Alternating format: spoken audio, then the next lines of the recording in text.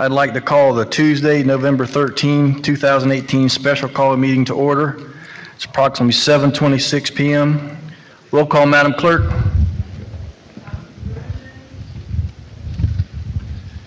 He's here. Councilwoman Bailey? Here. Councilman Maldonado? Councilwoman Faircloth? Here. Councilman Ross? Here. Vice Mayor Shelley? Here. Mayor Porter? Here. Mr. Manager, you've got only one order of business, tab 1.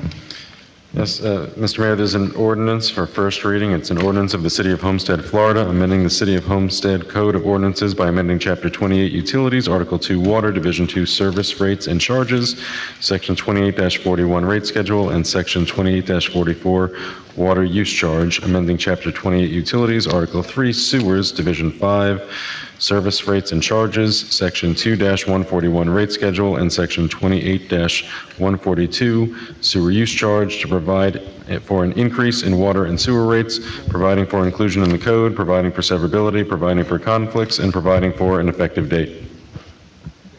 Mr. Manager? Okay, Mayor, I'm going to ask them to see if we can dim the lights just a little bit so we can see a little better. And then I thought this was a good opportunity to have a serious conversation about water, because we haven't had one in a good amount of time. And I thought, what better way to have a conversation about water is to bring a panel of hydrologists and geologists. It only should take about an hour and a half. So hopefully you'll enjoy what they have to say. Or we can start off with a cartoon. I thought maybe a cartoon would be better. Water and all that blue stuff you see on the globe. The water we can see on the surface of the earth is surface water. Surface water is every lake, pond, river, stream, and ocean on earth. But in the ground below your feet, there's even more water, groundwater.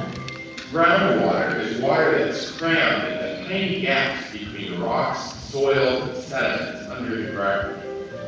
A full body of groundwater is called an aquifer. There are huge aquifers all across America. When it rains, some water gets soaked up by plants. Some water runs off the soil and into streams, lakes, or even the ocean. Other water gets stuck in the surface and eventually evaporates back into the air. Meanwhile, some of the lucky water droplets can travel down through the surface deep underground until they reach the water table and become a part of an aquifer. Once water seeps down deep enough into the ground, it can stay there for a really long time. Some of the water stored in the deepest parts of aquifers has been there for thousands of years. Humans depend on groundwater, and there are thousands of wells all over the country that draw water out of aquifers. In many parts of the country, the water you get from the tap comes from the ground. However, we use most of our groundwater to help grow the food we eat. Farms can get lots of the water they get from rain, but rain isn't always enough. And in dry years, farmers depend even more on the water that's stored in the ground. In fact, American farmers use about 53 billion gallons of groundwater every day. That's enough to fill over 1 million bathtubs or 80,000 Olympic-sized swimming pools. So, if we're using that much every day, can it run out? Well, yes and no. Remember, aquifers can be refilled by rainwater or surface water seeping in from rivers and streams, so there's usually more water on its way to replenish the aquifer. But if we use groundwater faster than the aquifers can refill, we could drain them dry. They probably wouldn't be empty forever, but it would take hundreds of years for the largest aquifers to get back to healthy levels. So because this was a public hearing, I thought it was important to start with the basics, which is we as a city provide water and sewer service to our residents. And so why this is important, this little cartoon, is because we in Homestead, our source of water is from the Biscayne Aquifer. And so our aquifer is charged through the natural water cycle. And the natural water cycle, starting with rain, it's a rainy place, Florida is, and Florida's been rainy for a long time, hundreds and hundreds of years, as far back as anybody can remember. The rain cycle has been cyclical, but we get a lot of rain. We're surrounded by water. There's a lot of water everywhere. What's different, what's changed is that from the beginning of time up until the 1800s, there's really no population. There's still a lot of water and rain, but no population. And then by 1830, we have 35,000 residents, and today we have 21 million throughout the state of Florida. So why is that important? Well, obviously, as they described in the cartoon, we provide a lot of food for the rest of the country. And that food requires a tremendous amount of water through our farming system in order to grow that food. And so whether it's grapefruits and oranges and tomatoes and watermelon, all of that, the country relies on Florida. We're the number one in the country, and with that comes about 850,000 acres of farms, 9,700 farms, and all that requires water. So you have a whole lot more people than you used to, 21 million, plus you're providing a food source to the rest of the country. And then, of course, 21 million people have to live anywhere, and this photo here is a real good example of what's been happening from the 1900s on, and that is the top picture is what it used to look like, and now you're seeing high-rise pop up all over the major cities in Florida. And so with that comes a bunch more people utilizing that water for all the different things they do in an apartment and their homes. And then as that's happening and people are drawing water, more and more water out of the aquifers, and because of sea level rise, you have more and more concern about saltwater intrusion, where the salt water is now pushing inward, and it now potentially could contaminate the fresh water. So as the water experts say, the more you drain from the fresh water, the more likelihood some of that salt water will intrude into that fresh water, which then becomes problematic because for us, for example, we don't treat for salt. So it's basically treating for salt becomes a much different water treatment process and more expensive one. So all of these issues, which are way more complicated than I can explain, they're controlled by regions set up by the state, the water management districts, and in Florida, in Homestead, we're under the region of the South Florida Water Management District. They're the ones that have say as to how much water can be drawn from the aquifers. They control a lot of things about water, but particularly how much water you can draw from an aquifer.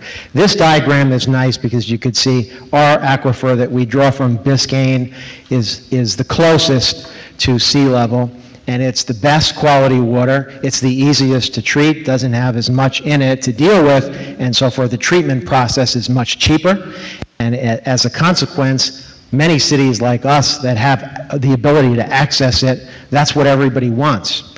And so what happened was South Florida Water Management District said, oh, you can use that aquifer, but you're going to be limited at the amount you're going to be able to use, because if we let Homestead just draw whatever they want, everybody's going to do the same thing, and then at some point there's going to be an issue. The next aquifer down is the Floridan aquifer. Some cities are already forced to draw from that, and of course that's not as good quality, it's far deeper into the ground, and it costs a lot more to process. Homestead is an example of just about every other city in Florida, which is you started with almost no population. Well, you started with no population, and now you're at 70 roughly and growing. And so South Florida Water Management District looks at this and say, okay, well, you're drawing more and more water, we have to be concerned. So what they did was they put a cap on us and said that your cap will be 10.55 million gallons per day. And this means anything above and beyond that you need for your needs, you have to buy from Miami-Dade County. Now, all of this is important as we talk about what's before you, which is an adjustment to the water rate schedule, because it ties back to why increases are needed in the first place. And part of that is, what does it cost to operate your utility? And one big expense for us is the water that we have to purchase from Miami-Dade County, which is required by the state because we're capped at 10.55 and we average about 11.5 million gallons per day. So That water is more expensive than when we draw it and treat it on our own, and also our sewage treatment plant can only handle a certain amount of sewage, and anything above and beyond that, we have to divert to the county, and that also is more costly than our treatment process, and I have some specific numbers for you as well. The history behind the city and its utility rates is, at some point in 2002, an ordinance is passed, and the idea was the state Water Management District is requiring conservation, and also costs continue to go up with utilities, so the idea was each year come back to the council and bring in increases that are tied to cost of living. So whatever expenses come your way, there's a trigger, and it comes back each year for an additional increase in the rates. This is the section code 28.13.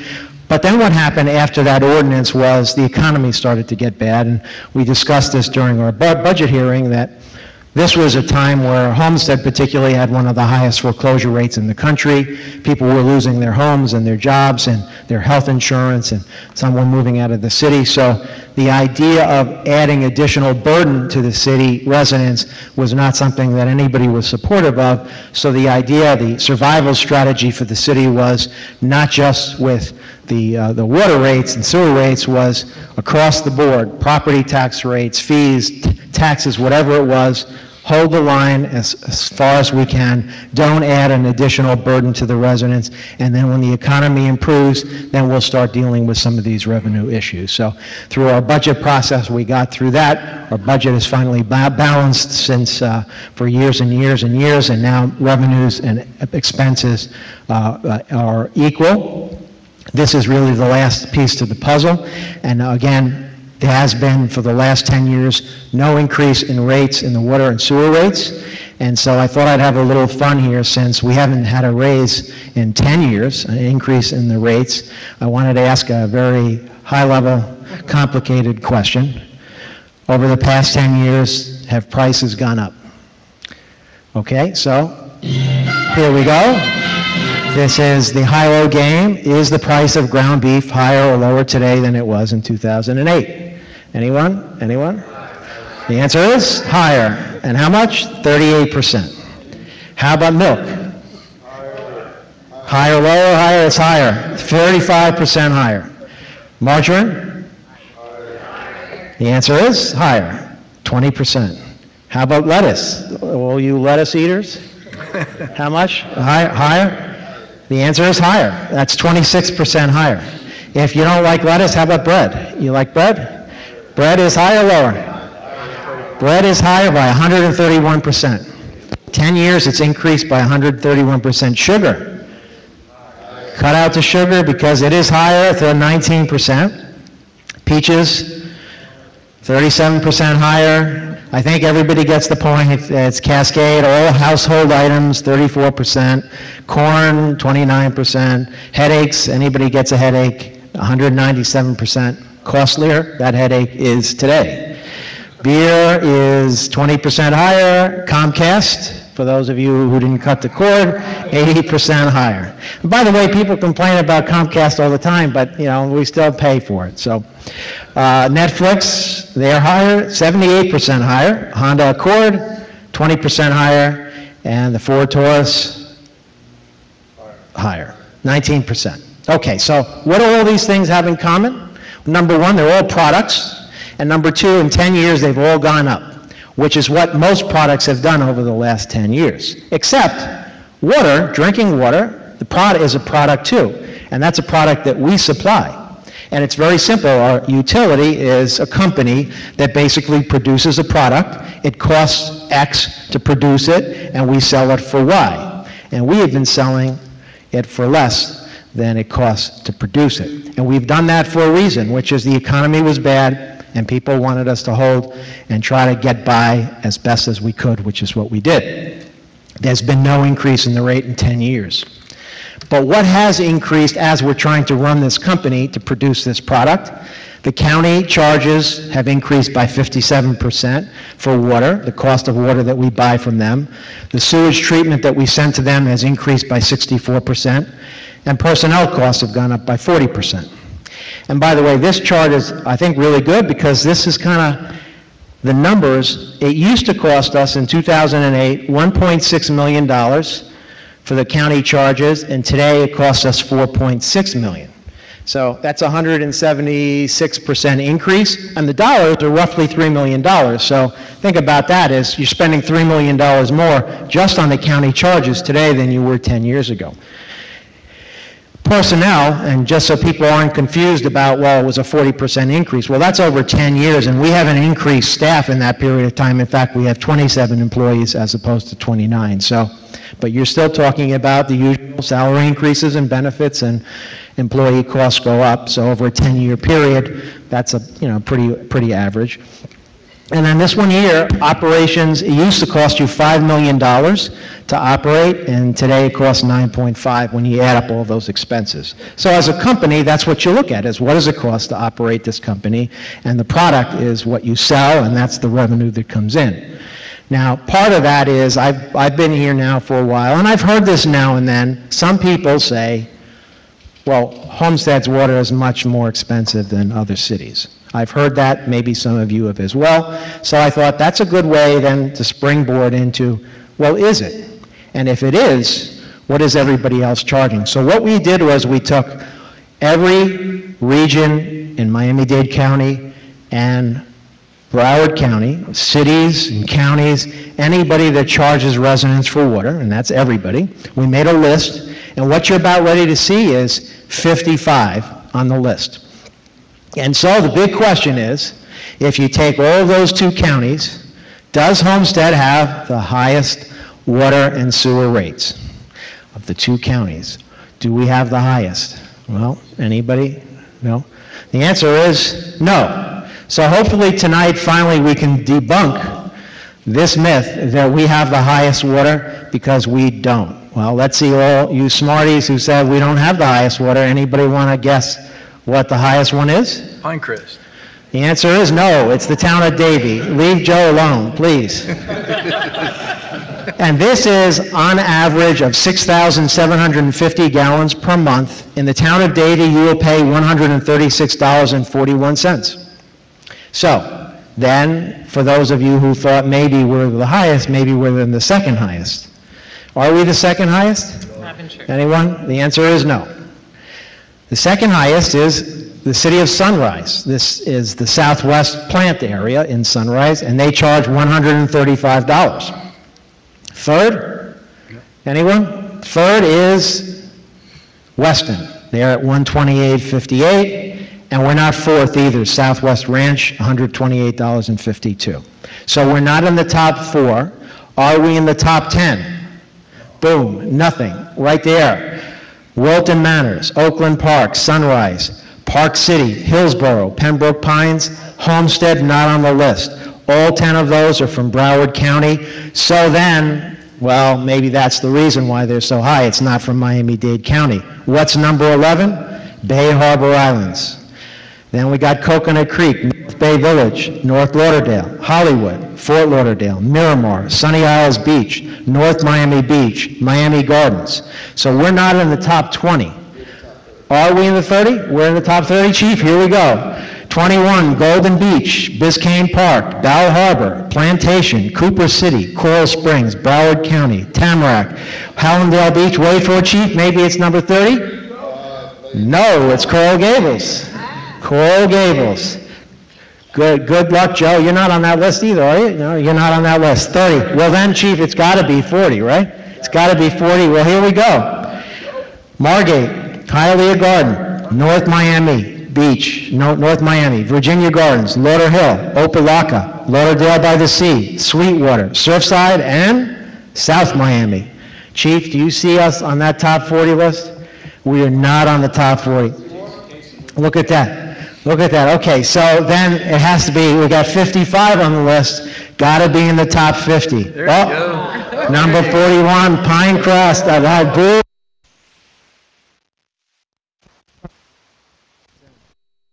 Palmetto Bay, Miami Springs, Miami Shores, Miami Lakes, Miami-Dade County, Miami, El Portal, Doral, and Cutler Bay.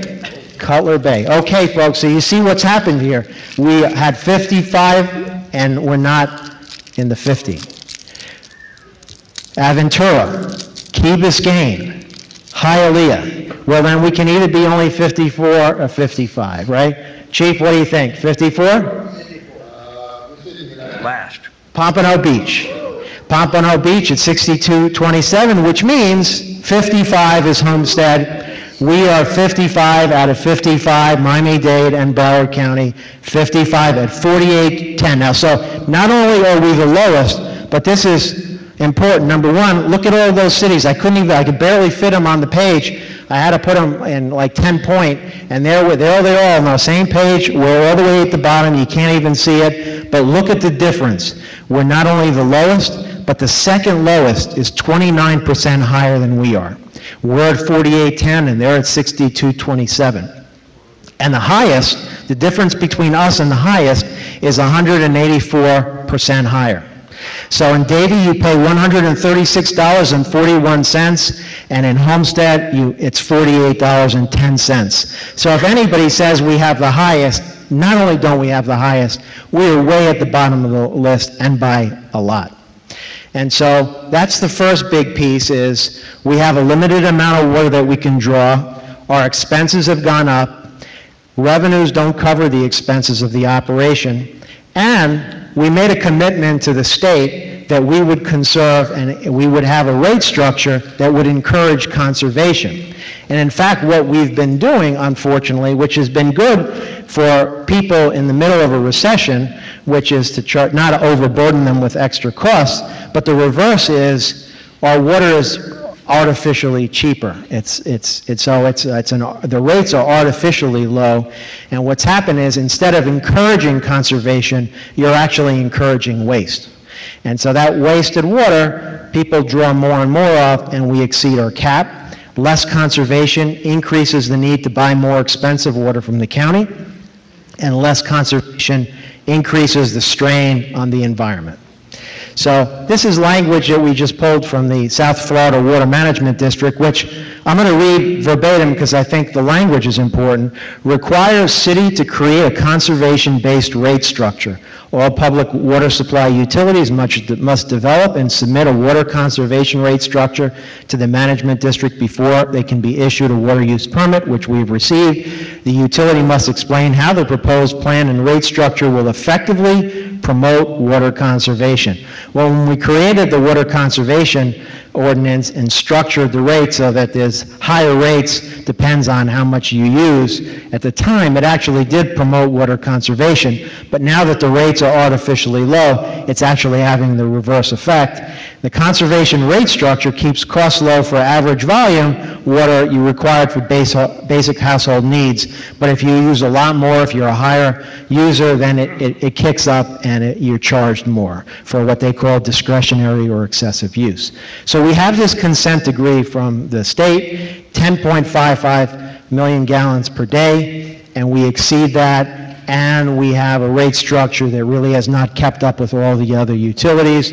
And so what we have before you is a recommendation for a rate adjustment that basically keeps the basic structure of the water conservation ordinance, which is for the lowest water users, that there is still some built-in relief. And that is, if you use from 0 to 3,000, if you're in that first tier, or if you're in the second tier from 3,001 to 9,000, your rate would change by 10%. So over a period of a 10-year period, your increase would be 10%. If you're a much higher user, 9,000 to 14,000 gallons or 14,000 and up, if you're in those two tiers, that would go up 30%, and then all of the sewer charges would be 30%. And you can see all the different, depends on the pipe sizes and the meter sizes, and so there's a structure there for depending on what your service is. So that is built into this item that we have before you, and if you adopt the recommended adjustment, this is what the new chart would look like. All cities are on this list, and there we are, still the cheapest out of 55. We'd still be 55 out of 55. And it's so small, but we would be at 61.18, and the second lowest would be Pompano. So we'd still be 55 out of 55. We'd still have the cheapest rate. So to sum up, Homestead will still be the cheapest. For those who look at their bill, assuming you approve the adjustment and they see an increase, we think something might happen that we might all consider a win-win, which is if you're concerned about the extra charge, that may encourage conservation. If you conserve, you may end up with less. Now, just one way to talk conservation is, I don't know, Jason, would you mind helping us here? I am told the research shows that on average, the person takes 8 minutes in the shower. And 8 minutes in the shower, let's see if it rolls down. God, you want to do under the unveiling? You can leave it there and unveil it. That's fine. There we go. There we go. That is how much water one person uses in 8 minutes.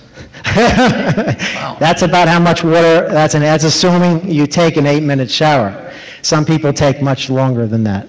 So I just wanted to make sure people understand that as we start paying more and more to our water needs, there are plenty of ways to conserve water. And we think going forward, we start enforcing the ordinance so that we keep coming back to you. If the county increases their charges, we want to incorporate that into a new rate structure. We want to basically, as the operations run this more like a business, where when the costs go up, it's passed on to the ratepayer, and also to try to encourage people through conservation. There's a thing we mentioned about water being a product. But I thought it was important to make one other distinction. There is something different about water that's more than just a product. It's a blessing, too. And the thing about water is, it dawned on me during Hurricane Wilma when for 3 days we didn't have water up in Broward County. I figured out how I can use it 1 wok full of water every day for 3 days. Now, I use that much or more to take a shower. I could take a shower, I could clean with 1 wok of water. Now, who wants to do that? Nobody, but we could if we wanted to. That's what the necessity is. That's the basic bare minimum requirement. That's what we use or more. But the other thing was, when nobody had water for 3 days, it reminded all of us that when you turn that faucet on every single day, every time you turn it on, it's on. It works, it's clean, it's free of contaminant. That happens because of the employees that work on that and make sure that's provided. It's a blessing also because we have so many people all over the world that don't have running water. And how blessed we are as a society to have this at our disposal all the time. And wouldn't it be nice if every day we got up and we thought about how fantastic it is to have it and to be a little more grateful. I know I certainly thought more about it after that hurricane.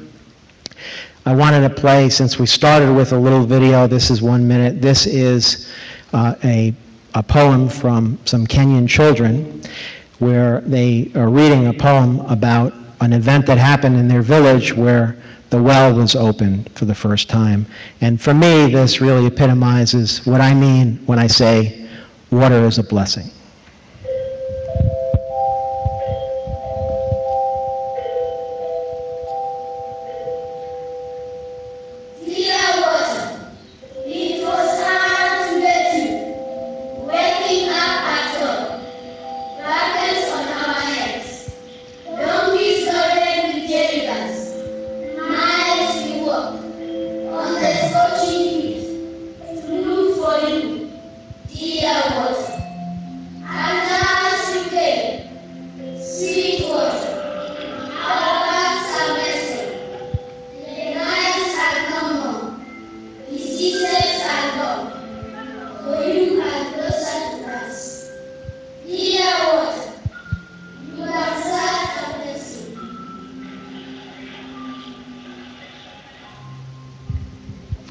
So hopefully when we see that, we have a little more appreciation for the water that comes out of that faucet and for our city employees that make that happen every day. And for you, of course, because that's what local government is about, is providing that service to everybody. With that, I'd be happy to answer any questions.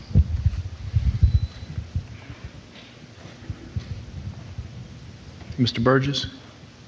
I guess my question would be, what are we going to do to educate the citizens? How do we plan on educating them and sharing all these facts that you've shared with us tonight so that the questions are answered without... We can put together some sort of an outreach campaign.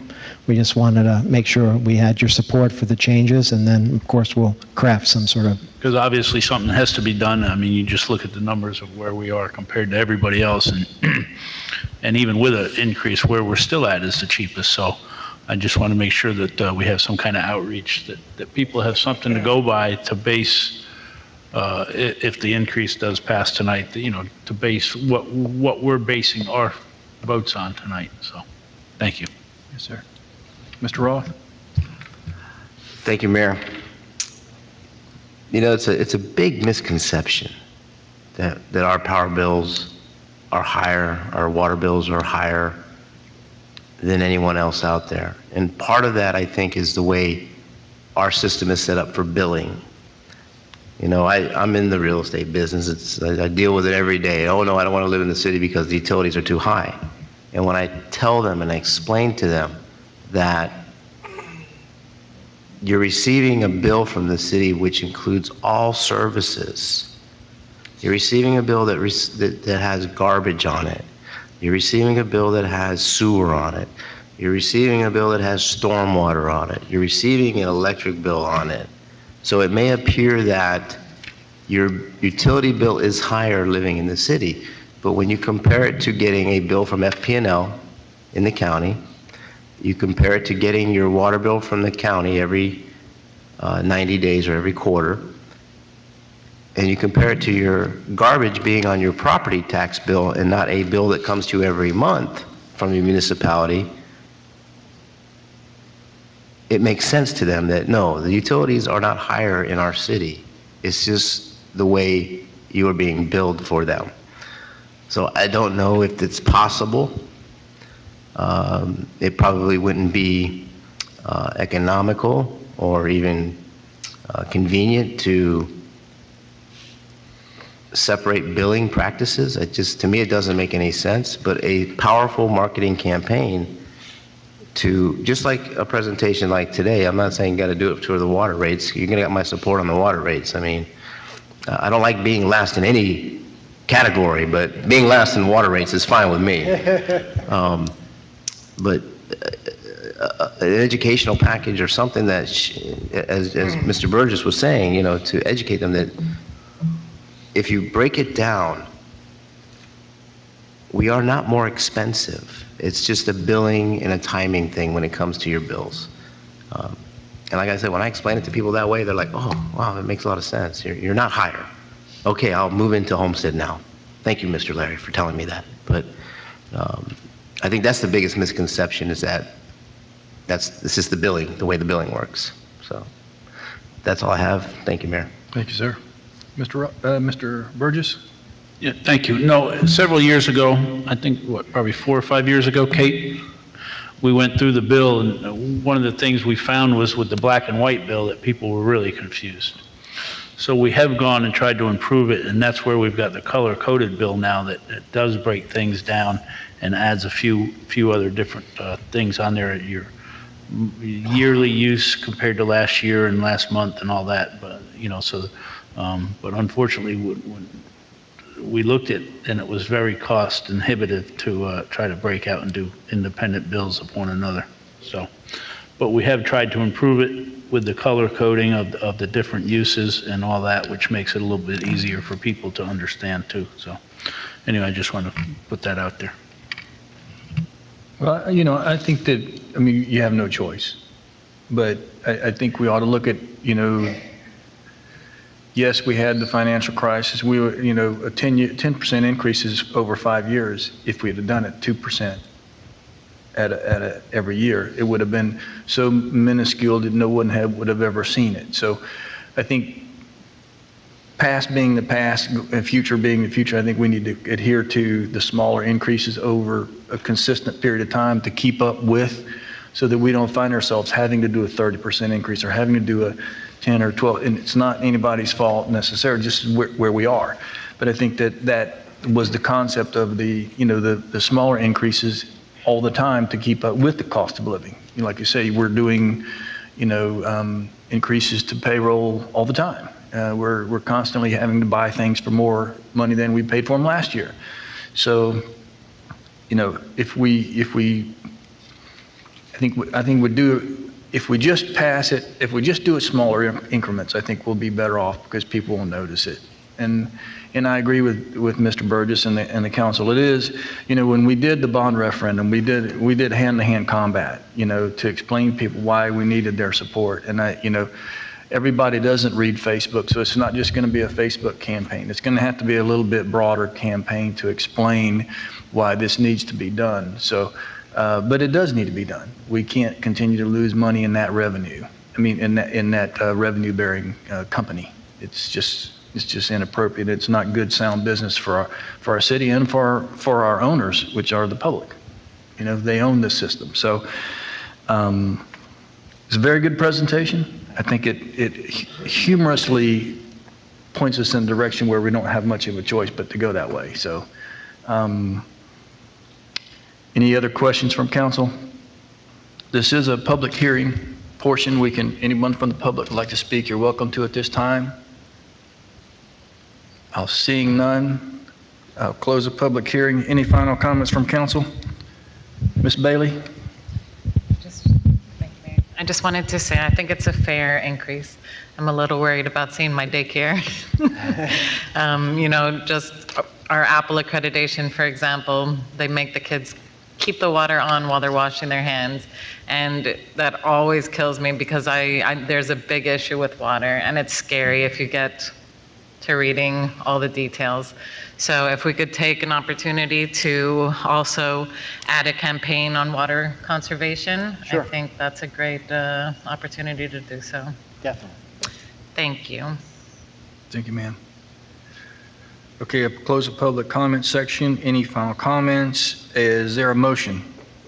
Is there a second? Second. Moved and seconded. Roll call, Madam Clerk. Councilman Maldonado? Yes. Councilwoman Bailey? Yes. Councilman Ron? Yes. Councilwoman Faircloth? Yes. Councilman Burgess? Yes.